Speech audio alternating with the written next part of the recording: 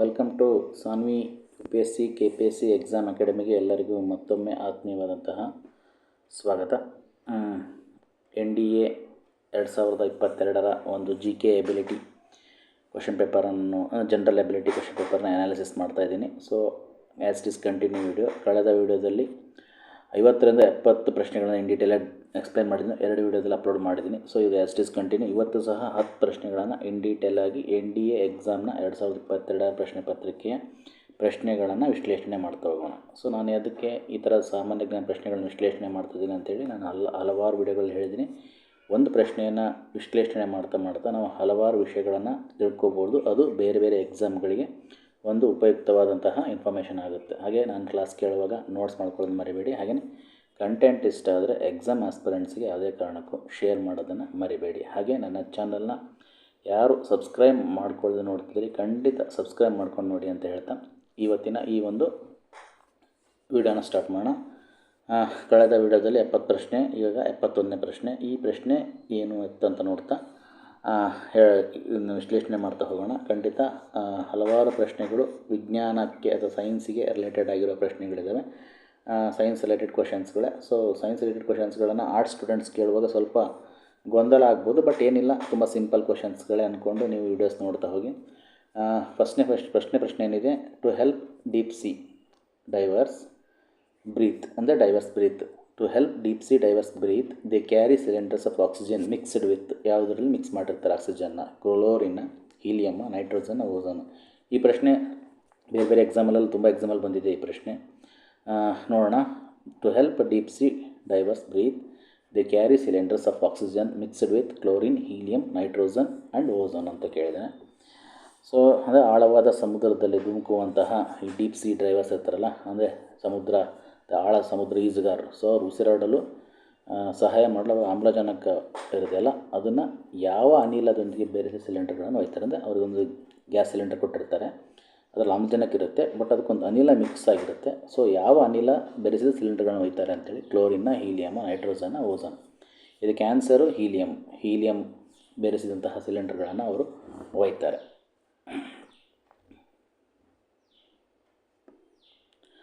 ಅಂದರೆ ಸಾಮಾನ್ಯವಾಗಿ ನಾವು ಉಸಿರಾಡುವಂತಹ ಗಾಳಿಯಲ್ಲಿ ಪ್ರಮುಖವಾಗಿ ನೈಟ್ರೋಜನ್ ಇರುತ್ತೆ, ಜೊತೆಗೆ ಆಮ್ಲಜನಕ ಇರುತ್ತೆ, ನಿಮಗೆಲ್ಲ ಗೊತ್ತೇ ಇದೆ. ಆದರೆ ಈ ಸ್ಕೂಬಾ ಡ್ರೈವರ್ಗಳಿರ್ತಾರಲ್ಲ, ಸ್ಕೂಬಾ ಡ್ರೈವರ್ಗಳು ಅಥವಾ ಆಳ ಸಮುದ್ರ ಈಜುಗಾರರು ಅಥವಾ ಆಳ ಸಮುದ್ರವಾದ ಡೈವರ್ಗಳು ಅಂತಲೂ ಕರಿತೀವಿ, ಅಥವಾ ಈಜುಗಾರರು, ಅವರು ಆಳಕ್ಕೆ ಹೋದಂಗೆಲ್ಲ ನೀರಿನ ಹೆಚ್ಚಿನ ಒತ್ತಡದಿಂದಾಗಿ, ನೀರಿನ ಹೈ ಪ್ರೆಷರಿಂದಾಗಿ ರಕ್ತದಲ್ಲಿರುವಂಥ ಅನಿಲಗಳು ಏನಾಗುತ್ತೆ, ಕರಗುವ ಪ್ರಮಾಣ ಹೆಚ್ಚಾಗ್ತಾ ಹೋಗುತ್ತೆ. ಸೊ ಹಾಗಾಗಿ ಸಾಂಪ್ರದಾಯಿಕ ಆಮ್ಲಜನಕ ಮತ್ತು ನೈಟ್ರೋಜನ್ ಮಿಶ್ರಣ ಬಳಸಿದರೆ ಏನಾಗುತ್ತೆ, ಆಳದಲ್ಲಿ ನೈಟ್ರೋಜನ್ ರಕ್ತದಲ್ಲಿ ಹೆಚ್ಚು ಕರಗಿ ಈ ಡೈವರ್ಗಳಿಗೆ, ಸ್ಕೂಬಾ ಡೈವರ್ಸ್ಗಳಿಗೆ ನೈಟ್ರೋಜನ್ ನಾರ್ಕೋಸಿಸ್, ಒಂದು ರೀತಿಯ ಮಾದಕ ಸ್ಥಿತಿ ಅಂತ ಕರಿತೀವಿ, ಈ ಸ್ಥಿತಿಯನ್ನು ಉಂಟು ಮಾಡ್ಬೋದು. ಸೊ ಹಾಗಾಗಿ ಡೈವರ್ಗಳು ಮೇಲ್ಮೈಗೆ ಹಿಂದಿರುವಾಗ ಒತ್ತಡ ಕಡಿಮೆ ಆದಾಗ ರಕ್ತದಲ್ಲಿ ಕರಗಿದಂತಹ ನೈಟ್ರೋಜನ್ ಅನಿಲ ಗುಳ್ಳೆಗಳಾಗಿ ಹೊರಬಂದು ಏನಾಗುತ್ತೆ, ಡಿಕಂಪ್ರೆಷನ್ ಸಿಕ್ನೆಸ್ ಆಗುತ್ತೆ. ಇದನ್ನು ಬೆಂಡ್ಸ್ ಅಂತ ಸಹ ಕರೀತಾರೆ. ಸೊ ಈ ಬೆಂಡ್ಸ್ ಎಂಬ ನವೀನ ಮತ್ತು ಅಪಾಯಕಾರಿ ಸ್ಥಿತಿಯನ್ನು ಉಂಟು ಮಾಡೋದು ನೈಟ್ರೋಜನ್ನ ಮಿಕ್ಸ್ ಮಾಡಿದರೆ. ಸೊ ಈ ಸಮಸ್ಯೆಗಳನ್ನು ತಪ್ಪಿಸ್ಲಿಕ್ಕೋಸ್ಕರ ಈ ಸ್ಕೂಬಾ ಡೈವರ್ಸ್ಗಳಿಗೆ ಆಳವಾದ ಧುಮುವಿಕೆಗೆ ಹೀಲಿಯಮನ್ನು ಆಮ್ಲಜನಕ ಬೆರೆಸಿ ಆ ಸಿಲಿಂಡರ್ಗಳನ್ನು ಬಳಸ್ತಾರೆ. ಸೊ ಹೀಲಿಯಮ್ ಗೊತ್ತೇ ಇದೆ, ಅದು ಒಂದು ಇನರ್ಟ್ ಗ್ಯಾಸ್ ಅಥವಾ ಜಡ ಅನಿಲ. ಸೊ ನೈಟ್ರೋಜನ್ಗಿಂತ ರಕ್ತದಲ್ಲಿ ಕಡಿಮೆ ಪ್ರಮಾಣದಲ್ಲಿ ಏನಾಗುತ್ತೆ, ಅದು ಕರಗುತ್ತೆ ಮತ್ತು ದೇಹದ ಮೇಲೆ ಯಾವುದೇ ರೀತಿಯ ನಾರ್ಕೋಟಿಕ್ ಪರಿಣಾಮವನ್ನು ಉಂಟು ಮಾಡಲ್ಲ. ಸೊ ಹಾಗಾಗಿ ನೈಟ್ರೋಜನ್ಗಿಂತ ಹಗುರವಾಗಿರೋದ್ರಿಂದ ಒತ್ತಡ ಕಡಿಮೆ ಆದಾಗ ಗುಳ್ಳೆಗಳಾಗಿ ಹೊರಬರುವ ಒಂದು ಪಾಸಿಬಿಲಿಟಿ ಕಡಿಮೆ ಇರುತ್ತೆ. ಹೀಗಾಗಿ ಡಿಕಂಪ್ರೆಷನ್ ಸಿಕ್ನೆಸ್ ಅಪಾಯ ಸಹ ಕಡಿಮೆ ಆಗುತ್ತೆ. ಸೊ ಆದ್ದರಿಂದ ಆಳ ಸಮುದ್ರದ ಧುಮುಕುವವರು ಅಥವಾ ಸ್ಕೂಬಾ ಡೈವರ್ಸ್ ಬಳಸುವ ಅನಿಲ ಮಿಶ್ರಣವನ್ನು ಸಾಮಾನ್ಯವಾಗಿ ಹೆಲಿಯಾಕ್ಸ್ ಅಥವಾ ಹೀಲಿಯಮ್ ಮತ್ತು ಆಮ್ಲಜನಕ ಮಿಶ್ರಣ ಎಂದು ಕರಿತೀವಿ. ಅಂದರೆ ಅದರ ಹೆಸರೇನು, ಹೆಲಿಯಾಕ್ಸ್ ಅಂತ, ಹೆಲಿಯಾಕ್ಸ್ ಸಿಲಿಂಡರ್ಸ್ ಅಂತ ಕರಿತೀವಿ. ಸೊ ಅದರಲ್ಲಿ ಹೀಲಿಯಮ್ ಮಿಕ್ಸ್ ಆಗಿರುತ್ತೆ ಅದು ಆಕ್ಸಿಜನ್ ಜೊತೆ. So to help deep sea divers breathe they carry cylinders of oxygen mixed with, answer ಏನಾಗುತ್ತೆ, ಹೀಲಿಯಮ್ ಆಗುತ್ತೆ. ಓಕೆ ಹೇಳಿದ್ನಲ್ಲ, ನನ್ನ ಕ್ಲಾಸ್ ಕೇಳುವಾಗ ನೋಟ್ಸ್ ಮಾಡ್ಕೊಳ್ಳೋದು ಯಾವುದೇ ಕಾರಣಕ್ಕೂ ಮರಿಬೇಡಿ. ಹಾಗೆಯೇ ಇದನ್ನು ಬೇರೆ ಬೇರೆ ಎಕ್ಸಾಮ್ ಸಹ ಕೇಳಿದ್ದೇನೆ ಈ ಪ್ರಶ್ನೆಯನ್ನು. ಸೊ ಅದಕ್ಕೂ ಸಹ ಯೂಸ್ ಆಗುತ್ತೆ ನಿಮಗೆ. ಒಟ್ಟಿನಲ್ಲಿ ನಾನು ಹೇಳ್ತಾ ಇದ್ದೀನಲ್ಲ, ನಾನು ಕ್ಲಾಸ್ ಮಾಡುವಾಗ ನೀವು ನೋಟ್ಸ್ ಮಾಡ್ಕೊಂಡ್ರೆ ಬೇರೆ ಬೆಟರ್, ಯಾಕಂದರೆ ಪದೇ ವಿಡಿಯೋ ನೋಡೋಕ್ಕಾಗಲ್ಲ. Next question, which of the following compounds undergoes ಅಥವಾ ಅಂಡರ್ಗೋ ಥರ್ಮಲ್ ಡಿಕಾಂಪೋಸಿಷನ್ ಅಂತ ಕೇಳಿದ್ದಾನೆ. Zinc oxide, silver oxide and zinc oxide, silver oxide, magnesium oxide. Which of the following compound ಸಂಯುಕ್ತಗಳು ಅಂಡರ್ಗೋಸ್ ಟು ಥರ್ಮಲ್ ಡಿಕಾಂಪೋಸಿಷನ್ ಆಗ್ತವೆ? Zinc oxide ಆಗುತ್ತಾ, silver oxide ಆಗುತ್ತಾ, and zinc oxide ಆಗುತ್ತೆ, ಜೊತೆಗೆ silver oxide, magnesium oxide ಅಂತ ಕೇಳಿದ್ದಾನೆ. ಅಂದರೆ ಯಾವ ಸಂಯುಕ್ತಗಳು ಥರ್ಮಲ್ ಡಿಕಾಂಪೋಸಿಷನ್ಗೆ ಅಂತ ಉಷ್ಣ ವಿಭಜನೆಗೆ ಒಳಪಡುತ್ತವೆ ಅಂತೇಳಿ. ಸತುವಿನ ಆಕ್ಸೈಡ, ಬೆಳ್ಳಿಯ ಆಕ್ಸೈಡ ಮತ್ತು ಸತುವಿನ ಆಕ್ಸೈಡ, ಬೆಳ್ಳಿಯ ಆಕ್ಸೈಡ, ಮೆಗ್ನೀಷಿಯಂ ಆಕ್ಸೈಡ. ಓಕೆ, ಇದಕ್ಕೆ ಆನ್ಸರ್ ಏನು? ಬೆಳ್ಳಿಯ ಆಕ್ಸೈಡ್, ಸಿಲ್ವರ್ ಆಕ್ಸೈಡ್, ಸಿ ಆಗುತ್ತೆ ಆನ್ಸರು. ಅಂದರೆ ಉಷ್ಣ ವಿಭಜನೆ ಅಂದ್ರೇನು? ಸೊ ಉಷ್ಣ ವಿಭಜನೆ ಅಂದರೆ ಶಾಖವನ್ನು ನಾವು ಹೀಟನ್ನು ಬಳಸ್ಕೊಂಡು ಒಂದು ಕಾಂಪೌಂಡನ್ನು ಅದರ ಸರಳ ಘಟಕಗಳಾಗಿ ಅಂದರೆ ಸಿಂಪಲ್ ಕಾನ್ಸ್ಟಿಟ್ಯೂಯೆಂಟ್ಸ್ ಆಗಿ ವಿಭಜಿಸೋದೇ ನಾವು ಥರ್ಮಲ್ ಡಿಕಾಂಪೋಸಿಷನ್ ಅಥವಾ ಉಷ್ಣ ವಿಭಜನೆ ಅಂತ ಕರಿತೀವಿ. ಯಾವ ಲೋಹದ ಆಕ್ಸೈಡ್ ಕೊಟ್ಟಿರುವಂತಹ ಯಾವ ಲೋಹದ ಆಕ್ಸೈಡ್ ಹೀಟಿಗೆ ಅಥವಾ ಉಷ್ಣ ವಿಭಜನೆಗೆ ಒಳಗಾಗುತ್ತದೆ ಎಂಬುದು ಆ ಲೋಹದ ಒಂದು ರಿಯಾಕ್ಟಿವಿಟಿ ಮೇಲೆ ಅದು ಡಿಪೆಂಡ್ ಆಗಿರುತ್ತೆ, ಅಂದರೆ ಕ್ರಿಯಾಶೀಲತೆ ಮೇಲೆ ಡಿಪೆಂಡ್ ಆಗಿರುತ್ತೆ. ಅಂದರೆ ಕಡಿಮೆ ಕ್ರಿಯಾಶೀಲ ಲೋಹಗಳ ಆಕ್ಸೈಡ್ಗಳು ನೋಡೋದಾದರೆ ಬೆಳ್ಳಿ ಅತ್ಯಂತ ಕಡಿಮೆ ರಿಯಾಕ್ಟಿವ್ ಲೋಹ, ಮೆಟಲ್ ಒಂದು, ಅದು ಕ್ರಿಯಾಶೀಲ ಲೋಹಗಳಲ್ಲಿ ಒಂದು. ಸೊ ಕಡಿಮೆ ಕ್ರಿಯಾಶೀಲ ಲೋಹಗಳು ಏನು ಮಾಡುತ್ತೆ, ಆಕ್ಸೈಡ್ಗಳು ಸಾಮಾನ್ಯವಾಗಿ ಅನ್ಸ್ಟೇಬಲ್ ಆಗಿರ್ತವೆ, ಅಸ್ಥಿರವಾಗಿರ್ತವೆ. ಸೊ ಮತ್ತು ಶಾಖವನ್ನು ನೀಡಿದಾಗ ಸುಲಭವಾಗಿ ಅವು ಏನಾಗ್ತವೆ, ವಿಭಜನೆ ಆಗ್ತವೆ. ಸೊ ಬೆಳ್ಳಿಯ ಆಕ್ಸೈಡನ್ನು ಬಿಸಿ ಮಾಡಿದಾಗ ಅದು ಏನಾಗುತ್ತೆ, ಬೆಳ್ಳಿ ಮತ್ತು ಆಮ್ಲಜನಕವಾಗಿ ವಿಭಜನೆ ಆಗುತ್ತೆ. ಸೊ ಬೆಳ್ಳಿ ಆಕ್ಸೈಡ್ನ ಹೀಟ್ ಮಾಡಿದರೆ ಅದು ಇಸ್ ಕನ್ವರ್ಟೆಡ್ ಟು ಬೆಳ್ಳಿ ಮತ್ತು ಆಮ್ಲಜನಕ ವಿಭಜನೆ ಆಗುತ್ತೆ. ಹೆಚ್ಚು ಕ್ರಿಯಾಶೀಲ ಲೋಹಗಳ ಆಕ್ಸೈಡ್ಗಳು ಏನಾಗಿರುತ್ತೆ, ಅದರಲ್ಲಿ ಜಿಂಕ್ ಮತ್ತು ಮೆಗ್ನೀಷಿಯಮ್ ಇದೆಯಲ್ಲ, ಹೆಚ್ಚು ಕ್ರಿಯಾಶೀಲ ಲೋಹ. ಸೊ ಹೆಚ್ಚು ರಿಯಾಕ್ಟಿವಿಟಿ ಮೆಟಲ್. ಸೊ ಹೆಚ್ಚು ಕ್ರಿಯಾಶೀಲ ಲೋಹಗಳು ಏನಾಗ್ತವೆ, ಈ ಆಕ್ಸಿಜನ್ನೊಂದಿಗೆ ಬಲವಾದ ಸ್ಟ್ರಾಂಗ್ ಬಾಂಡನ್ನು ಹೊಂದಿರ್ತವೆ. ಆದ್ದರಿಂದ ಅವುಗಳ ಆಕ್ಸೈಡ್ಗಳೇನಾಗಿರ್ತವೆ, ಸ್ಟೇಬಲ್ ಆಗಿರುತ್ತೆ ಮತ್ತು ಸಾಮಾನ್ಯ ತಾಪಮಾನದಲ್ಲಿ ಅವು ಯಾವುದೇ ಕಾರಣಕ್ಕೂ ಥರ್ಮಲ್ ಡಿಕಾಂಪೋಸಿಷನ್ ಆಗುವುದಿಲ್ಲ. ಸೊ ಸತುವಿನ ಆಕ್ಸೈಡ್ ಮತ್ತು ಮೆಗ್ನೀಷಿಯಂ ಆಕ್ಸೈಡ್ ವಿಭಜನೆಗೊಳ್ಳಲು ಅಸಾಧ್ಯವಾದಷ್ಟು ನಮಗೇನು ಹೈ ಟೆಂಪ್ರೇಚರ್ ಬೇಕಾಗುತ್ತೆ. ಸೊ ಕೊಟ್ಟಿರೋ ಆಯ್ಕೆಗಳಲ್ಲಿ ಬೆಳ್ಳಿಯ ಆಕ್ಸೈಡ್ ಇದೆಯಲ್ಲ, ಸಿಲ್ವರ್ ಆಕ್ಸೈಡ್ ಸುಲಭವಾಗಿ ಥರ್ಮಲ್ ಡಿಕಾಂಪೋಸಿಷನ್ಗೆ ಒಳಗಾಗುತ್ತೆ. So which of the following compounds undergo thermal decomposition? The answer C ಆಗುತ್ತೆ, ಸಿಲ್ವರ್ ಆಕ್ಸೈಡ್. ಓಕೆ, ಇದ್ರ ಬಗ್ಗೆ ಏನಾದ್ರು ಡೌಟ್ ಇದ್ದರೆ ಖಂಡಿತ ಕಾಮೆಂಟ್ ಮಾಡೋದನ್ನು ಮರಿಬೇಡಿ. Next question. The transfer of electrical signals by nerve cells in human body is enabled by ಅಂತ ಕೇಳಿದ್ದಾನೆ. The transfer of electrical signals by nerve cells in human body is enabled by 1. Sodium, potassium, iron, sodium and potassium. ಅಂದರೆ ಮಾನವ ದೇಹದಲ್ಲಿನ ಈ ನರಕೋಶಗಳಿಂದ electrical signals ಅಂದರೆ ವಿದ್ಯುತ್ ಸಂಕೇತಗಳ ವರ್ಗಾವಣೆಗೆ ದೇಹದಲ್ಲಿ ಸೆಲ್ಲಲ್ಲಿರುವಂತಹ ಅಥವಾ ದೇಹದ ನರಕೋಶಗಳಲ್ಲಿರುವಂಥ ಯಾವುದು ಮುಖ್ಯ ಕಾರಣ ಆಗುತ್ತೆ ಅಂತೇಳಿ. ಸ್ವಲ್ಪ ಏನು ಹೇಳ್ತಾರಲ್ಲ, ಸ್ವಲ್ಪ ಡೀಪ್ ಕ್ವಶನ್ನೇ.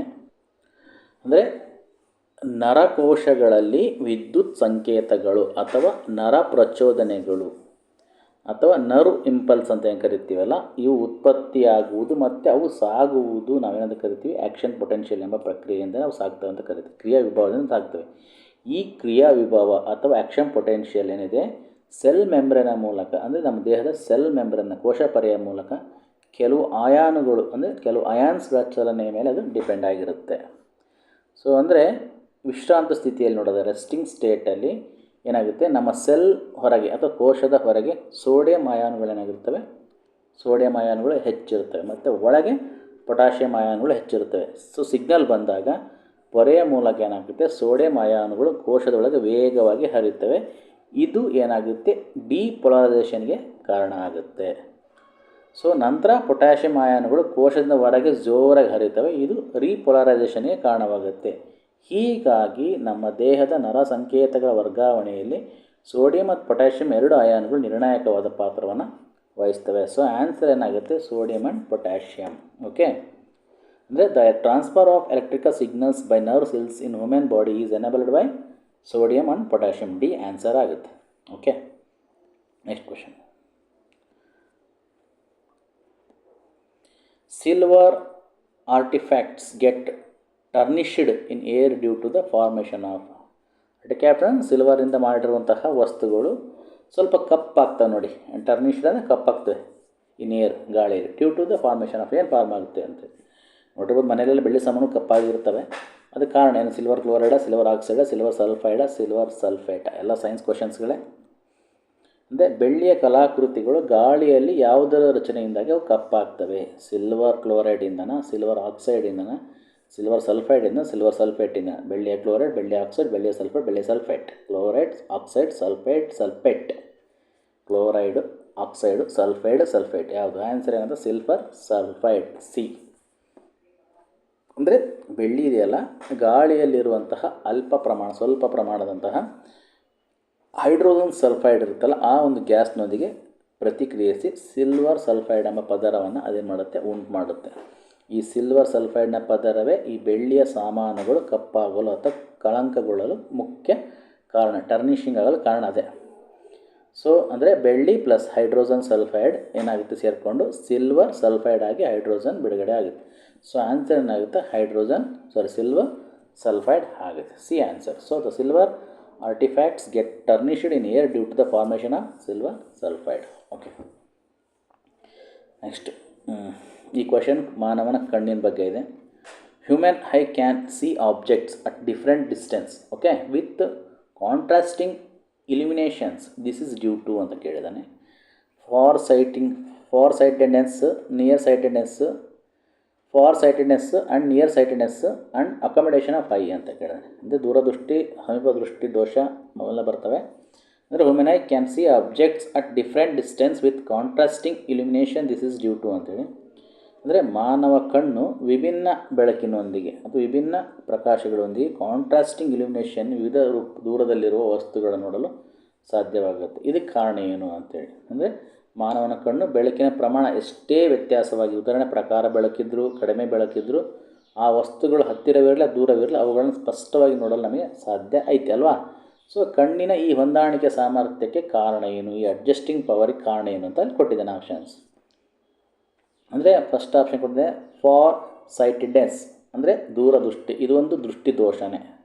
ಸೊ ಇದರಲ್ಲಿ ದೂರದ ವಸ್ತುಗಳು ಸ್ಪಷ್ಟವಾಗಿ ಕಾಣಿಸ್ತವೆ, ಆದರೆ ಹತ್ತಿರ ವಸ್ತುಗಳೇನಾಗ್ತವೆ? ಮಸಕಾಗಿ ಕಾಣ್ತವೆ.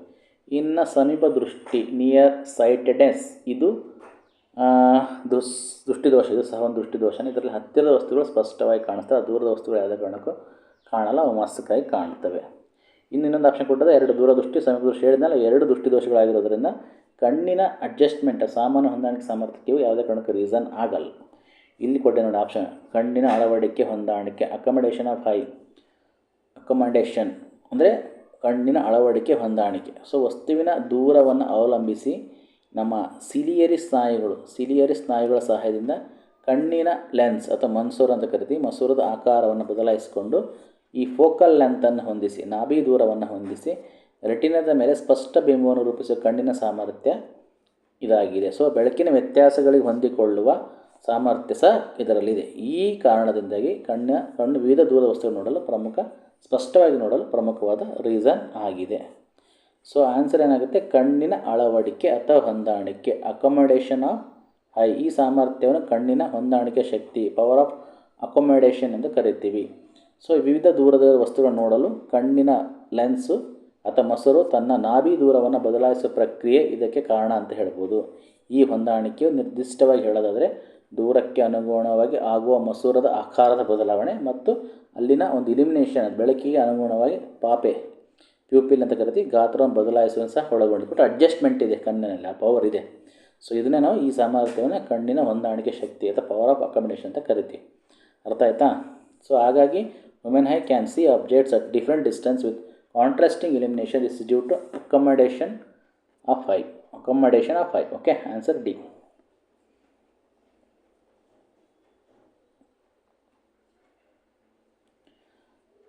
Next question. Which one of the following hormones increases the heartbeat in mammals? Insulin, melatonin, thyroxine, adrenaline. ಈ 4 ಹಾರ್ಮೋನ್ಗಳಲ್ಲಿ ಯಾವುವು ಅಂದರೆ which of the following hormones increase the heartbeat increase ಮಾಡುವಂಥ ಹಾರ್ಮೋನ್ಸ್ ಯಾವ ಅಂತ. ಸೊ ಅಂದರೆ ಯಾವ ಹಾರ್ಮೋನ್ಗಳು ಸಸ್ತನಿಗಳಲ್ಲಿ ಹೃದಯ ಬಡಿತವನ್ನು ಹೆಚ್ಚಿಗೆ ಮಾಡುತ್ತವೆ ಅಂತೇಳಿ ಕ್ವಶನ್. ಅಂದರೆ ಫಸ್ಟ್ ಇನ್ಸುಲಿನ್ ಕೊಟ್ಟಿದ್ದಾನೆ. ಇನ್ಸುಲಿನ್ ಹಾರ್ಮೋನ್ ಏನು ಕೆಲಸ ಮಾಡುತ್ತೆ? ಇದು ರಕ್ತದಲ್ಲಿನ ಸಕ್ಕರೆ ಅಥವಾ ಗ್ಲುಕೋಸ್ ಮಟ್ಟವನ್ನು ಕಂಟ್ರೋಲ್ ಮಾಡುತ್ತೆ. ಇದರ ಮುಖ್ಯ ಕಾರ್ಯ ಹೃದಯ ಬಡಿತವನ್ನು ಹೆಚ್ಚಿಸೋದಲ್ಲ, ಇದು ಶುಗರ್ ಲೆವೆಲ್ನ ಕಂಟ್ರೋಲ್ ಮಾಡುತ್ತೆ. ಮೆಲಟೋನಿನ್ ಇದು ನಿದ್ರೆ ಹಾರ್ಮೋನ್ ಅಂತ ಕರಿತೀವಿ. ಇದು ನಿದ್ರೆ ಎಚ್ಚರ ಚಕ್ರವನ್ನು ಸ್ಲೀಪ್ ವೇಕ್ ಸೈಕಲನ್ನು ಕಂಟ್ರೋಲ್ ಮಾಡುತ್ತೆ. ಥೈರಾಕ್ಸಿನ್ ಇದು ಸಹ ದೇಹದ ಚಯಾಪಚಯ ಪ್ರಕ್ರಿಯೆ ಅಥವಾ ಮೆಟಬಾಲಿಸಮ್ ದರವನ್ನು ರೇಟನ್ನು ಕಂಟ್ರೋಲ್ ಮಾಡುತ್ತೆ. ಅತಿಯಾದ ಥೈರಾಕ್ಸಿನ್ ಹೃದಯ ಬಡಿತವನ್ನು ಹೆಚ್ಚಿಸ್ಬೋದು, ಆದರೆ ತುರ್ತು ಪರಿಸ್ಥಿತಿಯಲ್ಲಿ ವೇಗವಾಗಿ ಹೆಚ್ಚಿಸುವ ಪ್ರಾಥಮಿಕ ಹಾರ್ಮೋನ್ ಇದಲ್ಲ, ಥೈರಾಕ್ಸಿನ್ ಅಲ್ಲ. ಅಡ್ರಿನಾಲಿನ್ ಇದೆಯಲ್ಲ, ಇದು ಎಪಿನೆಫ್ರಿನ್ ಎಂದು ಕರಿತೀವಿ. ಇದು ತುರ್ತು ಪರಿಸ್ಥಿತಿಗಳಲ್ಲಿ ಭಯ ಅಥವಾ ಒತ್ತಡ ಸಂದರ್ಭಗಳಲ್ಲಿ ಬಿಡುಗಡೆ ಆಗುತ್ತೆ. ಇದು ಹೋರಾಡುವ ಅಥವಾ ಓಡಿ ಹೋಗುವ ಪ್ರತಿಕ್ರಿಯೆ ಹಾರ್ಮೋನ್ ಅಂತ ಕರಿತೀವಿ, ಫೈಟ್ ಆರ್ ಫ್ಲೈಟ್ ಅಂತ ಕರಿತೀವಿ. ಇದು ಪ್ರಮುಖ ಕಾರ್ಯಗಳ ಹೃದಯ ಬಡಿತ ಮತ್ತು ರಕ್ತದೊತ್ತಡ ತಕ್ಷಣ ಹೆಚ್ಚಿಸುವುದೇ. ಅಂದರೆ ಇದು ಪ್ರಮುಖ ಕೆಲಸ ಏನಪ್ಪ, ಹೃದಯ ಬಡಿತವನ್ನು ಮತ್ತು ರಕ್ತದ ಒತ್ತಡವನ್ನು ತಕ್ಷಣವೇ ಹೆಚ್ಚಿಸುವುದು ಸೇರಿದೆ. ಸೊ ಹಾಗೆ ಆನ್ಸರನ್ನು ಹೃದಯ ಬಡಿತವನ್ನು ಇಮಿಡಿಯೇಟಾಗಿ ಹೆಚ್ಚಿಸುವ ಹಾರ್ಮೋನ್ ಯಾವುದು? Adrenaline. Answer D. So which are the following hormones increase the heart beat in mammals? Adrenaline. Okay, answer ಏನಾಗುತ್ತೆ? ಡಿ ಆಗುತ್ತೆ. So next question. The digestion of fat in human's intestine is performed by. The digestion of fat in human intestine is performed by ಯಾವುದು ಅಂತ ಕೇಳಿದ್ದಾನೆ. ಯಾವುದು? Trypsin, ಬೈಲ್, lipase, ಬೈಲ್, ಅಮೆಲೈಸ್, ಬೈಲ್, pepsin. So ಯಾವ hormone ಫ್ಯಾಟನ್ನು digestion ಮಾಡುತ್ತೆ ಇನ್ human ಇಂಟೆಸ್ಟೈನಲ್ಲಿ? Okay, ಅಂದರೆ ಮಾನವನ ಕರುಳಿನಲ್ಲಿ ಕೊಬ್ಬಿನ ಜೀರ್ಣಕ್ರಿಯೆಗೆ ಸಹಾಯ ಮಾಡುವ ಹಾರ್ಮೋನ್ ಯಾವುದು? ಸೊ ಮಾನವ ಕರುಳಿನಲ್ಲಿ ಕೊಬ್ಬಿನ ಜೀರ್ಣಕ್ರಿಯೆ ಯಾವ ಹಾರ್ಮೋನಿಂದ ನಡೆಯುತ್ತದೆ ಅಂತೇಳಿ. ಅಂದರೆ ಟ್ರಿಪ್ಸಿನ್, ಇದು ಪ್ರೋಟೀನ್. ಇದು ಏನು ಮಾಡುತ್ತೆ? ಟ್ರಿಪ್ಸಿನ್ ಇದು ಪ್ರೋಟೀನ್ ಜೀರ್ಣಕ್ರಿಯೆಗೆ ಸಹಾಯ ಮಾಡುವಂಥ ಒಂದು ಎನ್ಸೈಮು. ಇನ್ನು ಬೈಲ್ ಮತ್ತು ಲೈಪೇಸ್ ಇದೆಯಲ್ಲ, ಇವು ಪಿತ್ತರಸವು ಕೊಬ್ಬಿನ ದೊಡ್ಡ ಕಣಗಳನ್ನು ಸಣ್ಣ ಕಣಗಳಾಗಿ ಒಡೆಯಲು ಸಹಾಯ ಮಾಡ್ತವೆ ಈ ಹಾರ್ಮೋನ್ಗಳು. ಸೊ ಲೈಪೇಸ್ ಎಂಬ ಕಿಣ್ವ ಏನು ಮಾಡುತ್ತೆ? ಆ ಸಣ್ಣ ಕೊಬ್ಬಿನ ಕಣಗಳನ್ನು ಜೀರ್ಣಿಸಿ ಕೊಬ್ಬಿನ ಆಮ್ಲಗಳು ಮತ್ತು ಗ್ಲಿಸರಾಲ್ ಆಗಿ ಕನ್ವರ್ಟ್ ಮಾಡುತ್ತೆ. ನೆಕ್ಸ್ಟ್ ಬೈಲ್ ಮತ್ತು ಅಮಿಲೇಸ್ ಏನು ಮಾಡುತ್ತೆ? ಮುಖ್ಯವಾಗಿ ಕಾರ್ಬೋಹೈಡ್ರೇಟ್ ಅಥವಾ ಸ್ಟಾರ್ಚ್ ಅಂತ ಕರಿತೀವಲ್ಲ, ಅದನ್ನು ಜೀರ್ಣಕ್ರಿಯೆಗೆ ಸಹಾಯ ಮಾಡುತ್ತೆ. ಇನ್ನು ಪಿತ್ತರಸ ಮತ್ತು ಬೈಲ್ ಮತ್ತು ಪೆಪ್ಸಿನ್ ಇದೆಯಲ್ಲ, ಮುಖ್ಯವಾಗಿ ಹೊಟ್ಟೆಯಲ್ಲಿ ಪ್ರೋಟೀನ್ ಜೀರ್ಣಕ್ರಿಯೆಗೆ ಸಹಾಯ ಮಾಡುತ್ತೆ. ಸೊ ಹಾಗಾಗಿ ಮಾನವನ ಕರುಳಿನಲ್ಲಿ ಕೊಬ್ಬಿನ ಸಂಪೂರ್ಣ ಜೀರ್ಣಕ್ರಿಯೆಗೆ ಈ ಬೈಲ್, ಪಿತ್ತರಸ ಮತ್ತು ಲೈಪೇಸ್ ಅಗತ್ಯವಾಗಿ ಪಿತ್ತರಸವು ಕೊಬ್ಬನ್ನು ಸುಲಭವಾಗಿ ಜೀರ್ಣವಾಗುವಂತೆ ಮಾಡುತ್ತೆ. ಅಂದರೆ ಲೈಪೇಸ್ ಕಿಣ್ಣು ಅದನ್ನು ಒಡೆಯುತ್ತೆ. ಸೊ ಅದರಿಂದ ಆನ್ಸರ್ ಏನಾಗುತ್ತೆ? ಪಿತ್ತರಸ ಮತ್ತು lipase. The digestion of fat in human intestine is performed by bile and lipase. Okay, ಇವೆರಡು hormones. Next question. Which of the following statements about animal cell and plant cell is correct? ಅಂದರೆ ಪ್ರಾಣಿ ಜೀವಕೋಶ, ಸಸ್ಯ ಜೀವಕೋಶಕ್ಕೆ ಸಂಬಂಧಪಟ್ಟಂಥ ಹೇಳಿಕೆಗಳನ್ನು ಕೊಟ್ಟಿದ್ದಾನೆ. ಯಾವ statement ಸರಿ? ಫಸ್ಟ್ನೇ statement, animal cells have only cell membrane not cell wall ಅಂತೆ. Whereas plant cell have only cell wall not cell membrane. B, animal cells have only cell membrane not cell wall but plant cell have both. C, both animal and plant cells have cell membrane and cell wall. D, only some cells of animals have cell wall and all plant cells have cell membrane. Cell wall ಮತ್ತು cell membrane ಬಗ್ಗೆ ಇದೆ ಅಷ್ಟೇ. So animal ಸೆಲ್ಲಲ್ಲಿ ಇದೆಯಾ, plant ಸೆಲ್ಲಲ್ಲಿ ಇದೆಯಾ, ಎರಡರಲ್ಲಿ ಇದೆಯಾ ಅಂತ ನೋಡಬೇಕಿದು. ತುಂಬ ಈಸಿ ಕ್ವಶನು. ಪ್ರಾಣಿ ಕೋಶಗಳು ಮತ್ತು ಸಸ್ಯ ಕೋಶಗಳ ಬಗ್ಗೆ ಇರುವಂಥ ಒಂದು ಸ್ಟೇಟ್ಮೆಂಟ್ಸು. ಫಸ್ಟ್ನೇ ಸ್ಟೇಟ್ಮೆಂಟ್ ಏನಿದೆ ಅದು ಹೇಳಿದ್ನಲ್ಲ, ಪ್ರಾಣಿ ಜೀವಕೋಶಗಳು ಕೇವಲ ಕೋಶ ಪರೆಯನ್ನು ಹೊಂದಿರುತ್ತವೆ. ಹಾಗೆಯೇ ಕೋಶಗೋಡೆ ಸೆಲ್ ವಾಲ್ ಇರೋದಿಲ್ಲ. ಆದರೆ ಸಸ್ಯ ಕೋಶಗಳು ಕೇವಲ ಸೆಲ್ ವಾಲನ್ನು ಹೊಂದಿರ್ತವೆ, ಆದರೆ ಸೆಲ್ ಮೆಂಬ್ರೇನ್ ಇರೋದಿಲ್ಲ. ಎರಡನೇ ಸ್ಟೇಟ್ಮೆಂಟು, ಅನಿಮಲ್ ಸೆಲ್ ಅಥವಾ ಪ್ರಾಣಿ ಜೀವಕೋಶಗಳು ಏನು ಸೆಲ್ ಮೆಂಬ್ರೇನ್ ಹೊಂದಿರುತ್ತವೆ, ಸೆಲ್ ವಾಲ್ ಇರೋದಿಲ್ಲ. ಆದರೆ ಸಸ್ಯ ಜೀವಕೋಶಗಳು ಎರಡನ್ನೂ ಹೊಂದಿರುತ್ತವೆ. ಮೂರನೇ ಸ್ಟೇಟ್ಮೆಂಟು, ಸಸ್ಯ ಮತ್ತು ಪ್ರಾಣಿ ಜೀವಕೋಶಗಳು ಸೆಲ್ ಮೆಂಬ್ರೇನ್ ಮತ್ತು ಸೆಲ್ ವಾಲ್ ಎರಡನ್ನೂ ಹೊಂದಿರುತ್ತವೆ. ನಾಲ್ಕನೇ ಸ್ಟೇಟ್ಮೆಂಟು, ಪ್ರಾಣಿ ಜೀವಕೋಶಗಳು ಮಾತ್ರ ಸೆಲ್ ವಾಲನ್ನು ಹೊಂದಿರುತ್ತವೆ, ಆದರೆ ಎಲ್ಲ ಸಸ್ಯ ಜೀವಕೋಶಗಳು ಸೆಲ್ ಮೆಂಬ್ರೇನನ್ನು ಹೊಂದಿರುತ್ತವೆ. Cell wall, cell membrane. So ಅದ್ರ ಮೇಲೆ ಡಿಪೆಂಡ್ ಆಗಿದೆ ಕ್ವಶನು. ಸೊ ಅಂದರೆ ಸೆಲ್ ಮೆಂಬ್ರೇನ ಕೋಶಪರೆ ಮತ್ತು ಕೋಶಗೋಡೆ ಸೆಲ್ ವಾಲ್ಗಳು ಈ ಜೀವಕೋಶಗಳ ಒಂದು ಪ್ರಮುಖವಾದ ಪಾರ್ಟ್ಸ್, ನಿಮಗೆ ಗೊತ್ತೇ ಇದೆ. ಸೊ ಇವು ಪ್ರಾಣಿ ಜೀವಕೋಶಗಳು ಸಸ್ಯ ಕೋಶಗಳೇನಾಗಿರುತ್ತೆ, ಡಿಫ್ರೆಂಟ್ ಆಗಿರ್ತವೆ. ಸೊ ಸೆಲ್ ಮೆಂಬ್ರೇನ್ ಇದೆಯಲ್ಲ, ಇದು ಪ್ರಾಣಿ ಮತ್ತು ಸಸ್ಯ ಜೀವಕೋಶ ಎರಡರಲ್ಲೂ ಕಂಡುಬರುತ್ತೆ. ಸೆಲ್ ಮೆಂಬ್ರೇನ ಒಂದು ತೆಳುವಾದ ಒಂದು ಪೊರೆ ಅದು. ಸೊ ಹಾಗಾಗಿ ಕೋಶದ ಒಳಗೆ ಹೊರಗೆ ವಸ್ತುಗಳನ್ನು, ಜೀವಕೋಶದ ಒಳಗೆ ಹೊರಗಿನ ವಸ್ತುಗಳ ಪ್ರವೇಶವನ್ನು ಕಂಟ್ರೋಲ್ ಮಾಡದೆ ಸೆಲ್ ಮೆಂಬ್ರನ್ನ. ಇದು ಪ್ರಾಣಿ ಮತ್ತು ಸಸ್ಯ ಜೀವಕೋಶ ಎರಡರಲ್ಲೂ ಇರುತ್ತೆ. ಇನ್ನು ಸೆಲ್ ವಾಲ್ ಇದೆಯಲ್ಲ, ಇದು ಕೋಶ ಪೊರೆ, ಸೆಲ್ ಮೆಂಬ್ರನ್ನ ಹೊರಗೆ ಇರುವಂತಹ ಗಟ್ಟಿ ಮತ್ತು ದಪ್ಪನೆ ಒಂದು ಭಾಗ ಅಥವಾ ಪದರ. ಇದು ಈ ಸೆಲ್ ವಾಲ್ ಇದೆಯಲ್ಲ, ಓನ್ಲಿ ಸಸ್ಯ ಜೀವಕೋಶಗಳಲ್ಲಿ ಮಾತ್ರ ಕಂಡುಬರುತ್ತೆ ಮತ್ತು ಆ ಒಂದು ಜೀವಕೋಶಕ್ಕೆ ಆಕಾರ ಮತ್ತು ರಕ್ಷಣೆಯನ್ನು ನೀಡುತ್ತೆ. ಇದು ಪ್ರಾಣ ಜೀವಕೋಶಗಳಲ್ಲಿ ಕಂಡುಬರಲ್ಲ ಸೆಲ್ ವಾಲ್. ಸೊ ಆದ್ದರಿಂದ ಸರಿಯಾದ ಸ್ಟೇಟ್ಮೆಂಟ್ ಅಂದರೆ ಸೆಲ್ ವಾಲ್ ಅಂದರೆ ಅನಿಮಲ್ ಸೆಲ್ಗಳಲ್ಲಿ ಅಥವಾ ಪ್ರಾಣಿ ಜೀವಕೋಶಗಳಲ್ಲಿ ಕೇವಲ ಸೆಲ್ ಮೆಂಬ್ರನ್ ಇರುತ್ತೆ, ಸೆಲ್ ವಾಲ್ ಇರಲ್ಲ. ಬಟ್ ಪ್ಲ್ಯಾಂಟ್ ಸೆಲ್ಗಳಲ್ಲಿ ಅಥವಾ ಸಸ್ಯ ಜೀವಕೋಶಗಳಲ್ಲಿ ಸೆಲ್ ವಾಲ್ ಮತ್ತು ಅದರೊಳಗಡೆ ಸೆಲ್ ಮೆಂಬ್ರನ್ ಎರಡೂ ಇರುತ್ತೆ. ಆನ್ಸರ್ ಏನಾಗುತ್ತೆ?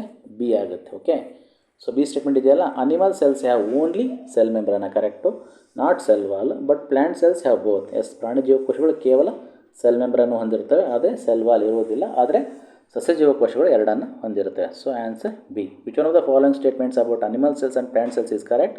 Animal cells have only cell membrane, not cell wall, but plant cells have both. ತುಂಬ ಈಸಿ ಕ್ವಶನ್. 79ನೇ ಪ್ರಶ್ನೆ. Lymph is a tissue fluid present in intracellular spaces. It resembles to digestive juice, cytoplasmic fluid, urine, plasma ಅಂತೇಳಿ lymph ಬಗ್ಗೆ ಇದೆ. ಅಂದರೆ lymph ಎಂಬ ಜೀವಕೋಶಗಳು ಎಂಬುದು ಇದೆಯಲ್ಲ, ಅದು ಜೀವಕೋಶಗಳ ನಡುವಿನ ಸ್ಥಳಗಳಲ್ಲಿರುವ ಒಂದು ಟಿಶ್ಯೂ ಫ್ಲೂಯಿಡ್. ಇದು ಯಾವುದಕ್ಕೆ ಹೋಲುತ್ತೆ? ಇಟ್ ರಿಸೆಂಬಲ್ಸ್ ಟು ಅಂತ ಕೇಳಿದ್ದೇನೆ. ಅಂದರೆ ಲಿಂಫ್ ಎಂಬುದು ಜೀವಕೋಶಗಳ ನಡುವಿನ ಸ್ಥಳಗಳಲ್ಲಿ, ಅಂದರೆ ಇಂಟ್ರಾಸೆಲ್ಯುಲರ್ ಸ್ಪೇಸ್ಲಿರುವ ಒಂದು ಟಿಶ್ಯೂ ಫ್ಲೂಯಿಡ್ ಅಥವಾ ಅಂಗಾಂಶ ದ್ರವ. ಇದು ಯಾವುದಕ್ಕೆ ಹೋಲುತ್ತೆ? ಅದು ಡೈಜೆಸ್ಟಿವ್ ಜ್ಯೂಸ, ಜೀರ್ಣಕಾರಿ ರಸನ, ಸೈಟೋಪ್ಲಾಸ್ಮಿಕ್ ಫ್ಲೂಯಿಡ, ಸೈಟೋಪ್ಲಾಸ್ಮಿಕ್ ದ್ರವನ, ಮೂತ್ರನ, ಯೂರಿಯನ್ನ ಅಥವಾ ಪ್ಲಾಸ್ಮಾನ ಅಂತ ಕೇಳುತ್ತೆ. ಆನ್ಸರ್ ಅದಕ್ಕೆ ಪ್ಲಾಸ್ಮಾ ಅಂತೇಳಿ. ಲಿಂಫ್ ಅಂದರೆ ಒಂದು ಟಿಶ್ಯೂ ಫ್ಲೂಯಿಡ್ ಆಗಿದ್ದು, ಇದು ರಕ್ತನಾಳಗಳಿಂದ ಸೋರಿಕೆಯಾಗುವ, ಲೀಕಿಂಗ್ ಆಗುವ ಪ್ಲಾಸ್ಮಾ ಇರ್ಬೋದು, ಬಿಳಿ ರಕ್ತ ಕಣಗಳಿರ್ಬೋದು ಮತ್ತು ಇತರ ಅಂಶಗಳಿಂದ ಅದೇನಾಗುತ್ತೆ, ಲಿಂಫು ರೂಪುಗೊಳ್ಳುತ್ತೆ. ಈ ಲಿಂಫು ಮತ್ತು ಪ್ಲಾಸ್ಮಾ ದ್ರವದ ಅಂಶದಲ್ಲಿ ಏನಿರುತ್ತೆ, ಖನಿಜಗಳ ಪ್ರಮಾಣದಲ್ಲಿ ಮತ್ತು ಪ್ರೋಟೀನ್ಗಳ ಸ್ವರೂಪದಲ್ಲಿ ಬಹಳಷ್ಟು ಏನಿರುತ್ತೆ, ಹೋಲಿಕೆ ಇರುತ್ತೆ. ಸೊ ಆದಾಗ್ಯೂ ಲಿಂಫ್ ಸಾಮಾನ್ಯವಾಗಿ ಪ್ಲಾಸ್ಮಾಗಿಂತ ಕಡಿಮೆ ಪ್ರೋಟೀನ್ ಮತ್ತು ಕಡಿಮೆ ಕೆಂಪು ರಕ್ತ ಕಣಗಳನ್ನು ಹೊಂದಿರುತ್ತೆ. ಆದರೆ ಅದರ ಮೂಲಭೂತ ಸಂಯೋಜನೆ, ಬೇಸಿಕ್ ಕಂಪೋಸಿಷನ್ ಮತ್ತು ಅದರ ಒಂದು ಟ್ರಾನ್ಸ್ಪರೆನ್ಸಿಯಿಂದಾಗಿ ಲಿಂಫು ಏನಾಗುತ್ತೆ, ಪ್ಯೂರ್ಲಿ ಪ್ಲಾಸ್ಮಾಗೆ ಅದು ರಿಅಸೆಂಬಲ್ ಆಗುತ್ತೆ, ಹೋಲುತ್ತೆ. ಸೊ ಅದರಿಂದ ಲಿಂಫಿಗೆ ಅತ್ಯಂತ ಹೋಲುವ ದ್ರವ ಯಾವುದಂದರೆ ಪ್ಲಾಸ್ಮಾ ಅಂತಾರೆ answer. So lymph is a tissue fluid present in intracellular spaces. It resembles to plasma. Answer ಏನಾಗುತ್ತೆ? ಪ್ಲಾಸ್ಮಾ. ಎಲ್ಲ ಸೈನ್ಸ್ ಕ್ವಶನ್ಸೇ. ಆದಷ್ಟು ನಾನು ಹೇಳೋದು ನಿಮ್ಗೆ ಅರ್ಥ ಆಗೋದು ಅಂತ ಅಂದ್ಕೊಂಡಿದ್ದೀನಿ. ಓಕೆ, ನೆಕ್ಸ್ಟ್ ಕ್ವಶನ್, ಕೊನೆಯ ಪ್ರಶ್ನೆ, ಈ ಒಂದು ವಿಡಿಯೋದ ಕೊನೆಯ ಪ್ರಶ್ನೆ, 80ನೇ ಪ್ರಶ್ನೆ. ಹೇಳಿದ್ರೆ 10 ವಿಡಿಯೋಗಳು ಸಾಕು. ನನ್ನ ಕ್ಲಾಸ್ 25 ನಿಮಿಷ ನಾನು ಮಾಡ್ತಾ ಹೋಗ್ತೀನಿ. ಸಾಕು, ತುಂಬ ಲೆಂತ್ ವಿಡಿಯೋ ಮಾಡಿದರೆ ನಿಮಗೂ ಸಹ ಬೋರ್ ಆಗುತ್ತೆ ಅನ್ನೋದಕ್ಕೋಸ್ಕರ. 80ನೇ ಪ್ರಶ್ನೆ ಹೇಳಿದೆ, the breakdown of glucose in cytoplasm result in the formation of ಅಂತೇಳಿ. The breakdown of glucose in cytoplasm results in the formation of ಕೇಳಿದ್ದಾನೆ. Okay, the breakdown of glucose in cytoplasma results in formation of pyruvate and energy, pyruvate and carbon dioxide, pyruvate and oxygen, pyruvate and nitrogen ಅಂತೇಳಿ. Okay, ಈ ಕ್ವಶನಿಗೆ answer ನೋಡ್ತೋಗೋಣ. ಅಂದರೆ ಕೋಶ ದ್ರವ್ಯದಲ್ಲಿ ಗ್ಲುಕೋಸ್ನ ವಿಭಜನೆಯು ಯಾವ ರಚನೆಗೆ ಕಾರಣ ಆಗುತ್ತೆ, ಅಥವಾ ಈಸಿಯಾಗಿ ಹೇಳಿದ್ರೆ ಕೋಶ ದ್ರವ್ಯದಲ್ಲಿ ಗ್ಲುಕೋಸ್ ಒಡೆದಾಗ ಏನಾಗುತ್ತೆ. ಸೊ ಇದು ಒಂದು ಜೀವಶಾಸ್ತ್ರದೊಂದು ಪ್ರಮುಖ ಪ್ರಕ್ರಿಯೆಯಾದಂತಹ ಗ್ಲೈಕೋಲಿಸಿಸ್ಗೆ ಸಂಬಂಧಪಟ್ಟಿದೆ. ಈ ಗ್ಲೈಕೋಲಿಸಿಸ್ ಅಂದರೆ ಈ ಕೋಶದ ಸೈಟೋಪ್ಲಾಸ್ಮಾ ಇದೆಯಲ್ಲ, ಅಥವಾ ಕೋಶ ದ್ರವ್ಯದಲ್ಲಿರುವಂತಹ ಗ್ಲುಕೋಸ್ ಎಂಬ ಅಣುವು ವಿಭಜನೆಯಾಗುವ ಪ್ರಕ್ರಿಯೆಗೆ ಗ್ಲೈಕೋಲಿಸಿಸ್ ಅಂತ ಕರಿತೀವಿ. ಸೊ ಇದು ಹೇಗೆ ಅಂದರೆ ಆರಂಭ ನೋಡಿದ್ರೆ ಇದರ ಪ್ರಕ್ರಿಯೆ 6 ಇಂಗಾಲದ ಅಣುಗಳನ್ನು ಹೊಂದಿರುವ ಗ್ಲುಕೋಸ್ನಿಂದ ಪ್ರಾರಂಭವಾಗುತ್ತೆ. ಇದು ಕೋಶದ ಸೈಟೋಪ್ಲಾಸ್ಮಾದಲ್ಲಿ ನಡೆಯುತ್ತೆ. ಸೊ ರಿಸಲ್ಟ್ ಏನಾಗುತ್ತೆ, ಗ್ಲುಕೋಸ್ ಅಣು ಏನಾಗುತ್ತೆ, ವಿಭಜನೆಯಾಗಿ 3 ಇಂಗಾಲದ ಅಣುಗಳನ್ನು ಹೊಂದಿರುವ 2 ಪೈರುವೇಟ್ ಅಣುಗಳನ್ನು ನೀಡುತ್ತೆ. ಇದರಿಂದ ಶಕ್ತಿ ಬಿಡುಗಡೆ ಆಗುತ್ತೆ. ಈ ಪ್ರಕ್ರಿಯೆನ ಅಡಿನೋಸಿನ್ ಟ್ರೈಫಾಸ್ಫೇಟ್ ಅಥವಾ ATP ರೂಪದಲ್ಲಿ ಸ್ವಲ್ಪ ಪ್ರಮಾಣದ ಶಕ್ತಿಯನ್ನು ಸಹ ಬಿಡುಗಡೆ ಮಾಡುತ್ತೆ. ಈ ATPಯನ್ನು ನಾವೇನಂತ ಕರಿತೀವಿ, ಕೋಶದ ಶಕ್ತಿಯ ಮೂಲ ಅಥವಾ ಶಕ್ತಿಯ ಕರೆನ್ಸಿ ಅಂತ ನಾವು ಕರಿತೀವಿ. ಸೊ ಆದ್ದರಿಂದ ಕೋಶ ದ್ರವ್ಯದಲ್ಲಿ ಗ್ಲುಕೋಸ್ ವಿಭಜನೆ ಮುಖ್ಯವಾಗಿ ಪೈರುವೇಟ್ ಮತ್ತು ಶಕ್ತಿ ಉತ್ಪತ್ತಿಯಲ್ಲಿ ಏನಾಗುತ್ತೆ, ಎಂಡ್ ಆಗುತ್ತೆ. ಸೊ ಆನ್ಸರ್ ಏನಾಗುತ್ತೆ, ಪೈರುವೇಟ್ ಆ್ಯಂಡ್ ಎನರ್ಜಿ ಅಂತ ಆಗುತ್ತೆ. ಓಕೆ, ಸೊ ಪೈರುವೇಟ್ ಮತ್ತು ಕಾರ್ಬನ್ ಡೈಆಕ್ಸೈಡ್ ಕೊಟ್ಟಿದ್ದಲ್ಲ ಆಪ್ಷನಲ್ಲಿ. ಸೊ ಕಾರ್ಬನ್ ಡೈಆಕ್ಸೈಡ್ ಬಿಡುಗಡೆಯಾಗುವುದು ಸಾಮಾನ್ಯವಾಗಿ ಮೈಟ್ರಾಕಾಂಡ್ರಿಯಾದಲ್ಲಿ ಪೈರುವೇಟ್ನ ಮುಂದಿನ ಹಂತದ ವಿಭಜನೆ ಸಮಯದಲ್ಲಿ, ಅಂದರೆ ಏರೋಬಿಕ್ ಉಸಿರಾಟ ಸಮಯದಲ್ಲಿ ಹೊರತು ಸೈಟೋಪ್ಲಾಸ್ಮಲ್ಲಿ ಅಲ್ಲ ಅಲ್ವಾ. ನೆಕ್ಸ್ಟ್ ಪೈರುವೇಟ್ ಮತ್ತು ಆಮ್ಲಜನಕ ಕೊಟ್ಟಿದ್ದ. ಈ ಆಮ್ಲಜನಕ ಸಾಮಾನ್ಯವಾಗಿ ಉಸಿರಾಟಕ್ಕೆ ಬೇಕಾದ ವಸ್ತುವೇ ಹೊರತು ಅದು ಗ್ಲುಕೋಸ್ ವಿಭಜನೆ ಫಲಿತಾಂಶಕ್ಕೆ ಬರಲ್ಲ. ಇನ್ನು ಪೈರುವೇಟ್ ಮತ್ತು ಸಾರಜನಕ ಈ ಪ್ರಕ್ರಿಯೆಯಲ್ಲಿ ಉತ್ಪತ್ತಿನೇ ಆಗೋದಿಲ್ಲ. ಸೊ ಹಾಗಾಗಿ ಆನ್ಸರ್ ಏನಾಗ್ತದೆ, the breakdown of glucose in cytoplasm results in the formation of pyruvate and energy. Okay, ಇದಕ್ಕೆ ಆನ್ಸರ್. ಓಕೆ, ಇಷ್ಟು ಸಾಕು ಇವತ್ತು ಈ ವಿಡಿಯೋದಲ್ಲಿ. ನೆಕ್ಸ್ಟ್ ಕ್ಲಾಸಲ್ಲಿ ಆಸ್ ಕಂಟಿನ್ಯೂ ಮಾಡ್ತಾ ಹೋಗೋಣ. ತುಂಬ ಸೈನ್ಸ್ ಕ್ವಶನ್ಸ್ಗಳೇ, ನನಗೆ ಎಷ್ಟು ಗೊತ್ತೋ ಅಷ್ಟು ಇನ್ ಡೀಟೇಲ್ ಎಕ್ಸ್ಪ್ಲೇನ್ ಮಾಡಿದ್ದೀನಿ. ಖಂಡಿತ ಏನಾದರೂ ಡೌಟ್ ಇದ್ದರೆ ಖಂಡಿತ ಕಮೆಂಟ್ ಮಾಡಿ. ಹಾಗೆಯೇ ನನ್ನ ಚಾನಲ್ ಯಾರು ಸಬ್ಸ್ಕ್ರೈಬ್ ಮಾಡ್ಕೊಂಡು ನೋಡಿದ್ರೆ ಖಂಡಿತ ಸಬ್ಸ್ಕ್ರೈಬ್ ಮಾಡ್ಕೊಂಡು ನೋಡಿ ಅಂತ ಹೇಳ್ತಾ ಈ ವಿಡಿಯೋನ ಇಲ್ಲಿ ಮುಗಿಸ್ತಿದ್ದೀನಿ. Once again all of you thank you.